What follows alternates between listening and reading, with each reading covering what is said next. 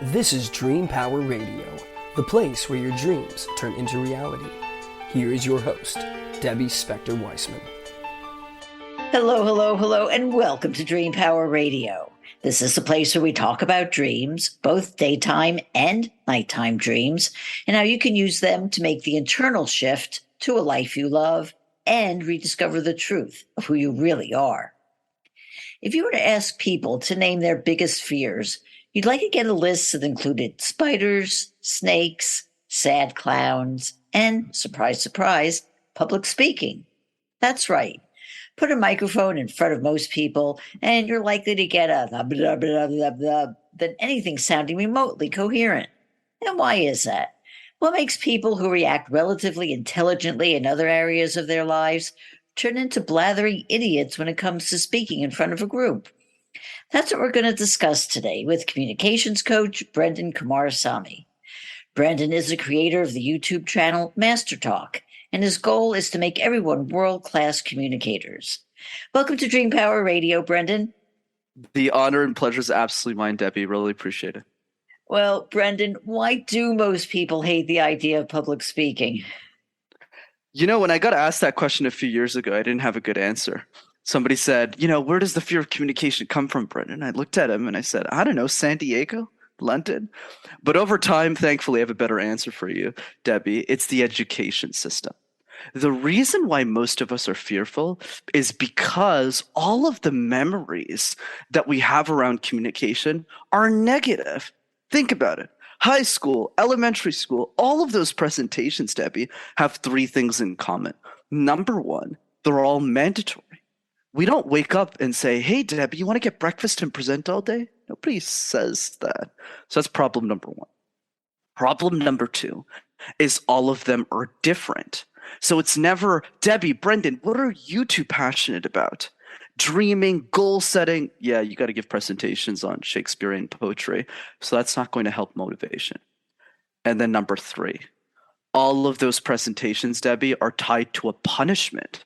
So if you don't do a great job, you lose 20% of your grade. So what's the punchline? We grew up believing that communication is a chore and nobody wants to get better at doing the dishes. I never really thought of it that way, but it does makes a lot of sense when you say it that way. So what should educators do differently?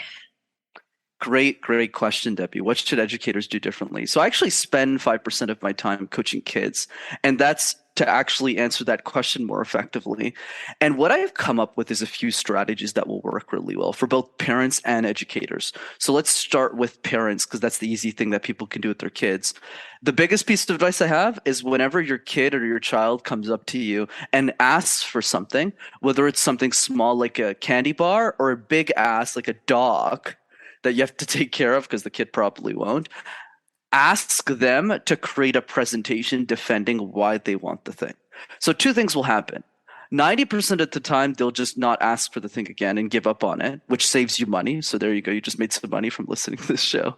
And the other piece is they'll actually create the presentation. You'd be surprised. I had a few of these students do that. So that's one piece for parents, easy tidbit. For educators, what I'll say is the focus, because I think it's hard to implement in the system, but you can do this outside of the system, which is simply have them present a topic that they get to choose, which creates ownership. That's number one. Second is only make them do one presentation. I think it's crazy that in the education system, we force our 12, 14, 16-year-old kids to do like 8 presentations at the same time in history and French, and the list goes on. And the third piece, which is counterintuitive, is give the feedback last. Have the kids give feedback to each other first, even if they're not coaches, because it creates ownership with each other and they get excited to knock out the goal. Yeah, that's really fascinating. And it probably also instills confidence in them also. Correct, because they become the teachers. And then they become master communicators, and then we don't need people like you at all anymore, right? That's the goal, really. My hope, anyways. But unfortunately for us, fortunately for you, most adults are having problems when it comes to communicating. And this is especially true for a lot of people who listen to this show who are entrepreneurs, who have to sell themselves and get out there. And one of the ways that I know when I first started my own business, I was taught to do this was to create an elevator speech. Is this something that you coach people on? So here's my perspective on this, Debbie. I think an elevator speech does make sense, but what I do think makes more sense is the sales pitch. So in the sense of not really the what do you do, I think it's more important to talk about who you are, what you're passionate about, and why you're passionate about that thing. But then the other piece is the sales presentation, which is mostly to your prospect. So I'd encourage people to start thinking about who is their ICP, their ideal client profile, and then create a presentation for that specific person versus just a generalized presentation for everybody. Okay, well, I want to get back to the actually subject of the elevator speech, because I'm talking about in terms of when you're in let's say a networking group and you've got 30 seconds to sell yourself. That's what I'm talking about here. I got you. That makes sense. Thanks for that clarification, Debbie. So in that case, what I would say is yes, absolutely. And my advice for that 30 seconds is one, write it out.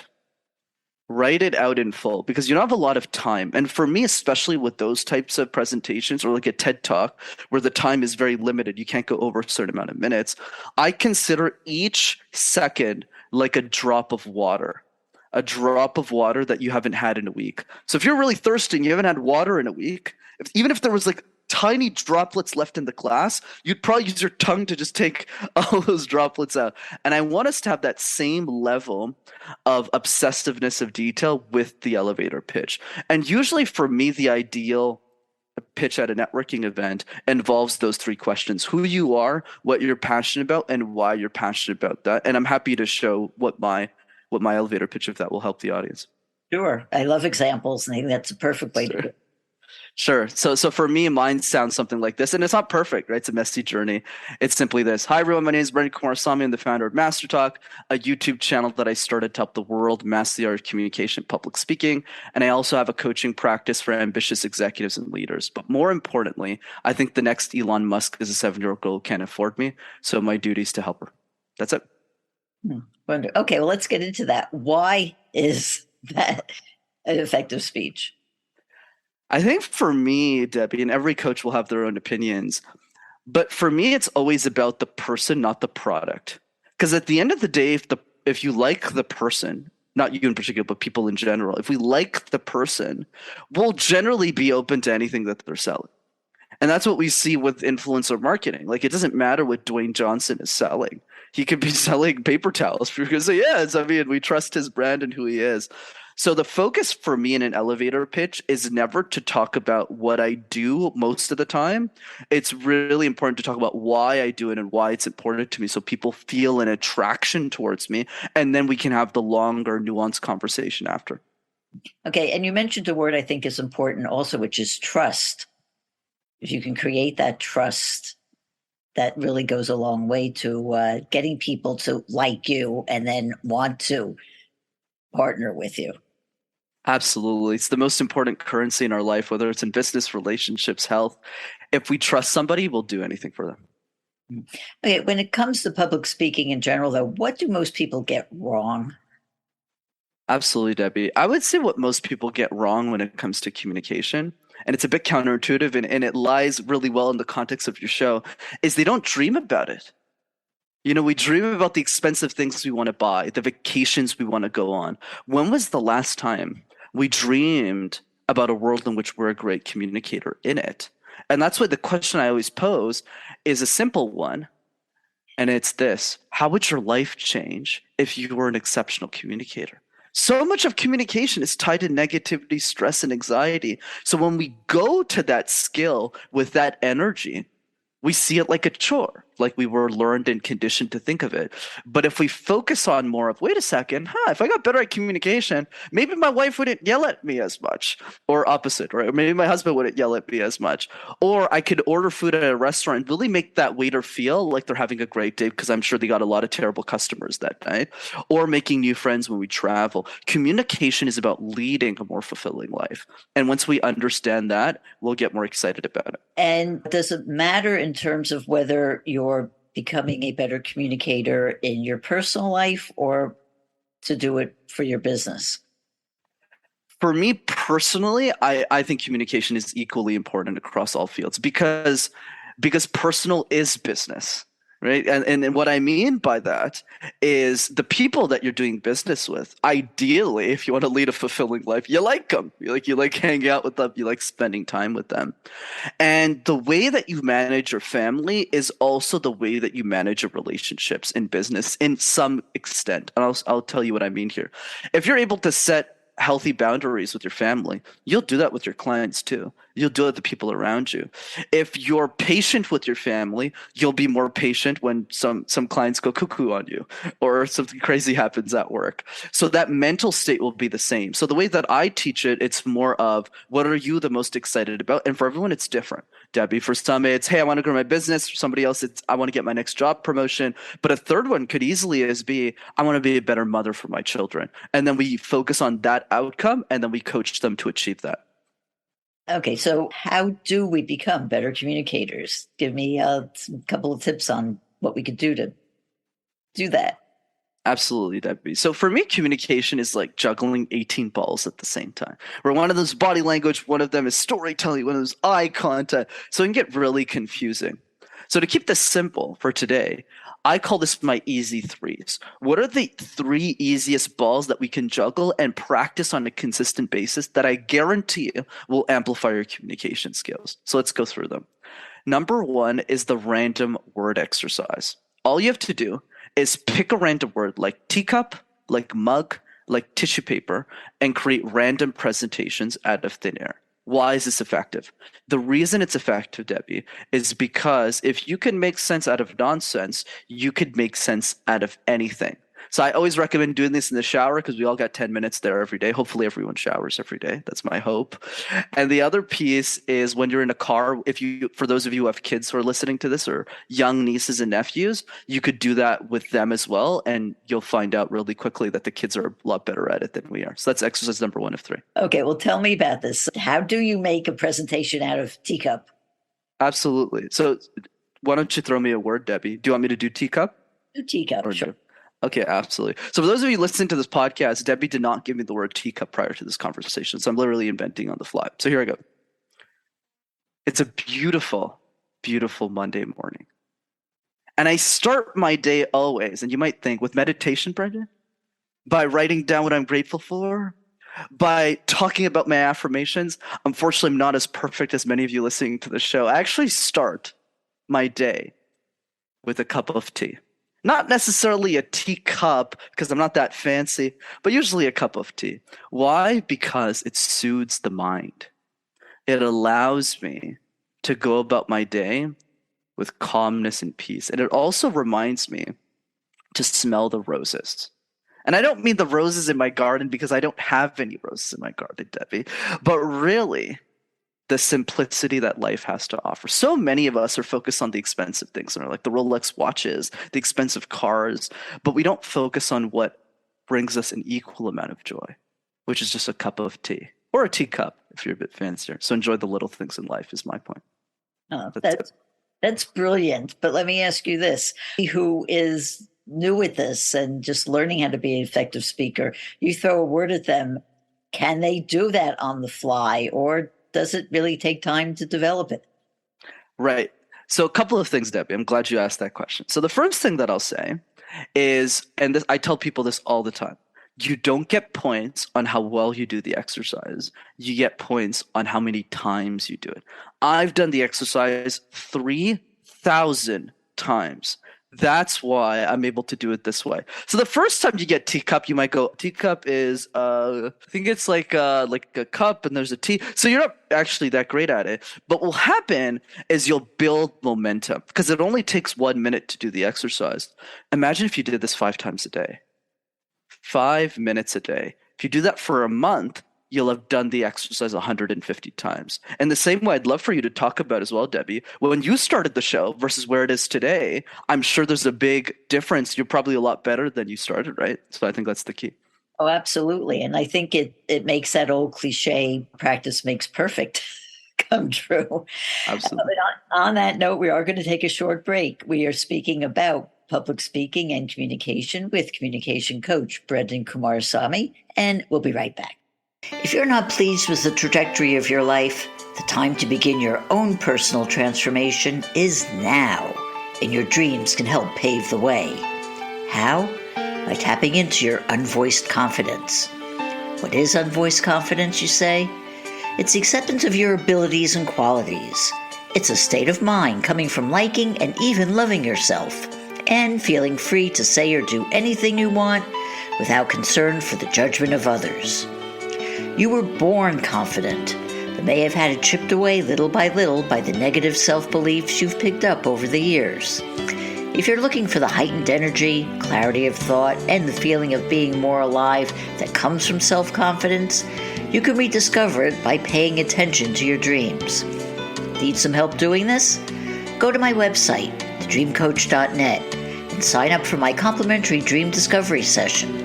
I can help show you how your dreams can help you return to the confident person you were always meant to be. Again, go to thedreamcoach.net.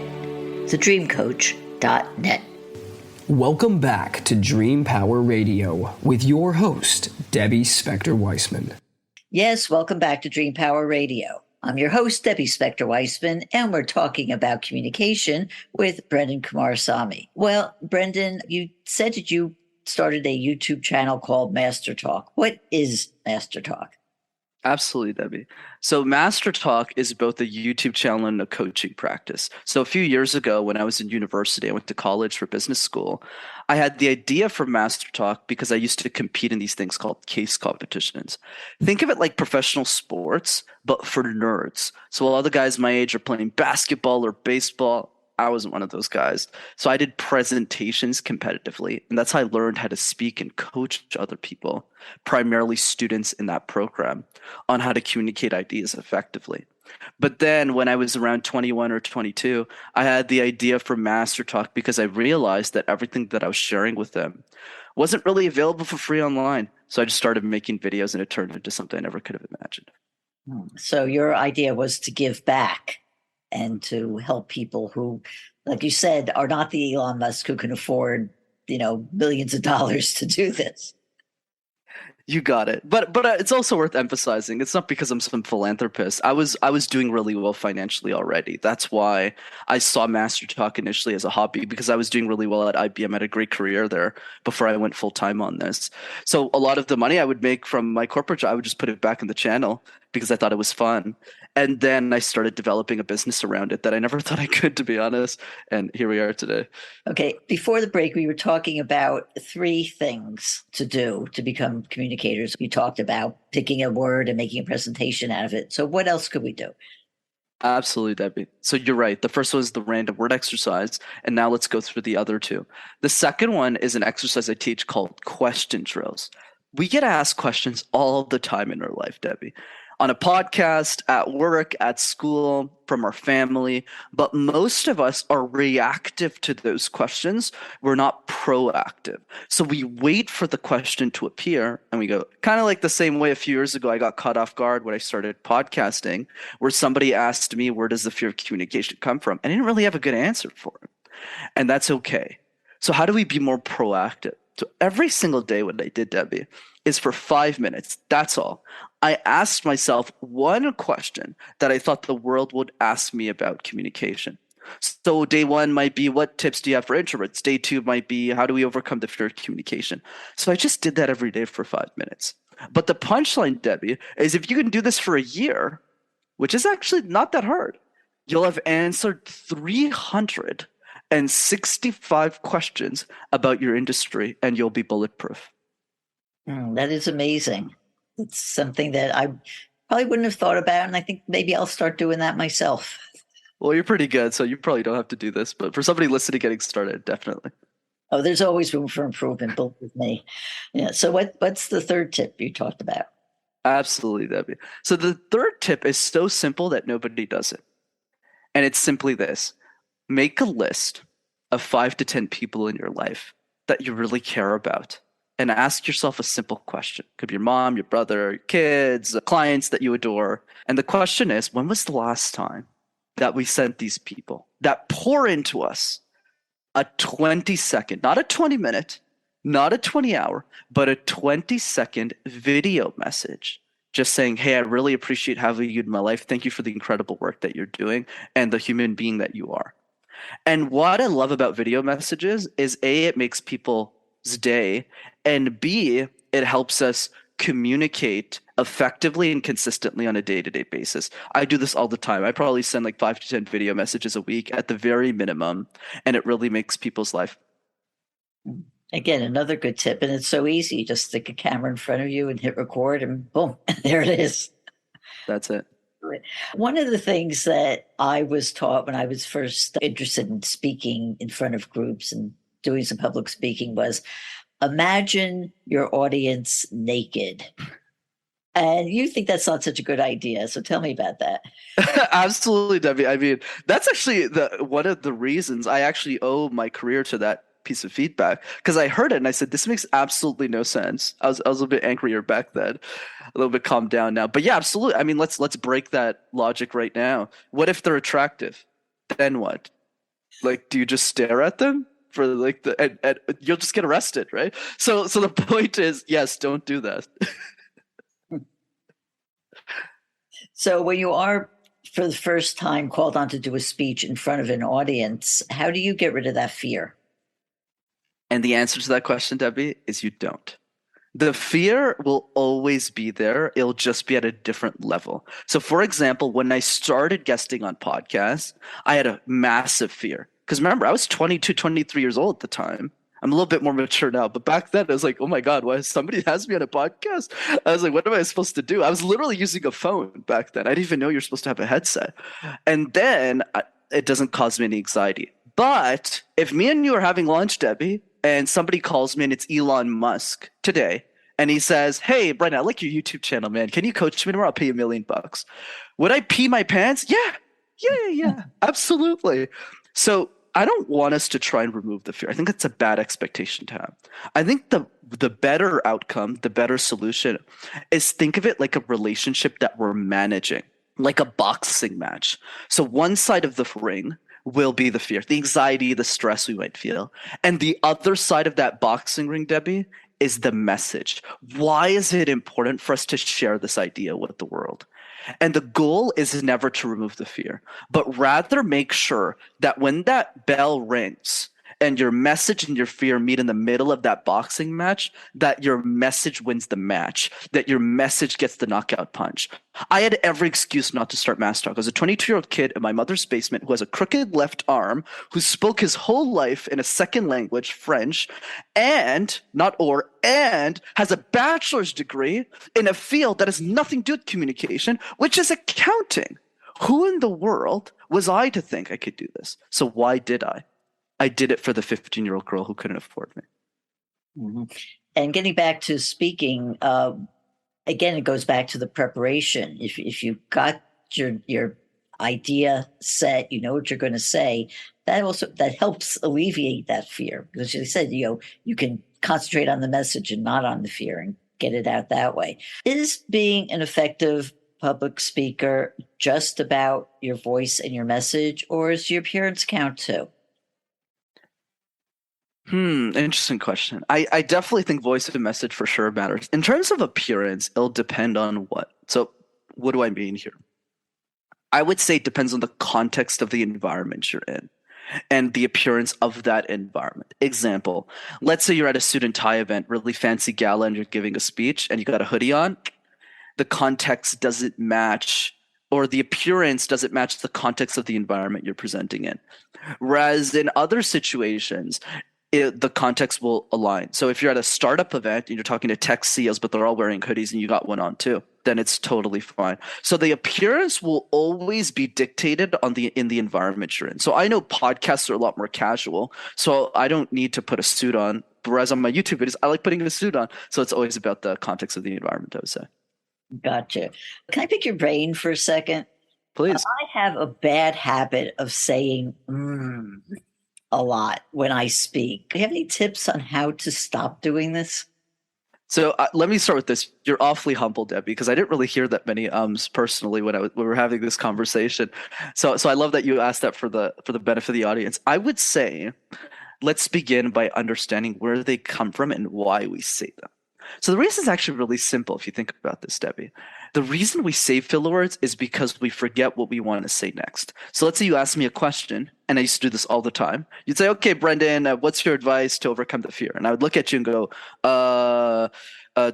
yeah, so there. So I'm using the ums and ahs to buy time. That's why most of us say filler words. So now the next question becomes, what do exceptional communicators do differently? Because they're not smarter than us. They can't just think on their feet as quickly sometimes anyways. They have to spend time pausing and thinking about this, which is the point, is that they replace the ums and ahs with pausing. So instead of going, great question, Debbie, they just do this. Right, Debbie, absolutely. And then they answer the question. So how do you practice this? Not easy, like my easy threes, but the way that you do this is you practice an exercise I teach called the endless gaze. Take somebody that you love and stare at them for 3 minutes. And let's see if you can do it. Because if you can do 3 minutes, you can do 3 seconds on a stage. Okay, it's something I will try out. You may not hear it, but there are ums here. I have to admit that. Full disclosure. Do you have a final thought you'd like to leave for our audience? Absolutely, Debbie. Thank you so much for having me on. This is a great episode. I'll end with a question in the context of your show. And I got this from a guy named Devon Bandison, and I thought it was really effective. He said it more as a statement, but I'll say it more as a question. And the question is simply this. What is a dream or a goal that you've secretly given up on in your life, that you stopped telling other people? And I would encourage all of you to start thinking about that question. What's a dream or a goal that you secretly gave up on without telling anybody? Because if you really spend a few minutes thinking about that question, you'll start to see visions of what's possible for your life that you didn't see before. I never thought if you had told me at 19 that I was going to get my dream job and then quit my dream job, cut my salary by 70% to pursue master, I would have thought you had a mental illness. But because I always asked myself that question in different forms in my life, I always prioritized my purpose versus anything else. And I encourage all of us to do the same. And finally, how can people find out more about you and your work? Absolutely, Debbie. So 2 ways to keep in touch. The first one is the YouTube channel. Just go to Master Talk in one word. You'll have access to hundreds of free videos. And the second one is I do a free workshop on effective communication over Zoom every 3 weeks. It's live. It's interactive. It's not some boring webinar. And I facilitate the call. So if you want to join it, it's rockstarcommunicator.com. Wonderful. Well, Brenden, thank you so much for being on Dream Power Radio today. Pleasure was mine, Debbie. Hey, we've been speaking with Communications Coach Brenden Kumarasamy. We hope you've enjoyed today's program. If so, please hit that subscribe button so you don't miss out on any future episodes. Until next time, this is Debbie Spector-Weissman saying, sweet dreams, everybody. You've been listening to Dream Power Radio with your host, Debbie Spector-Weissman. For more information on Debbie or to sign up for her newsletter, go to dreampowerradio.com. This has been Dream Power Radio on the amazing Women and Men of Power Network, the world's leading positive programming network, powered by Raven International.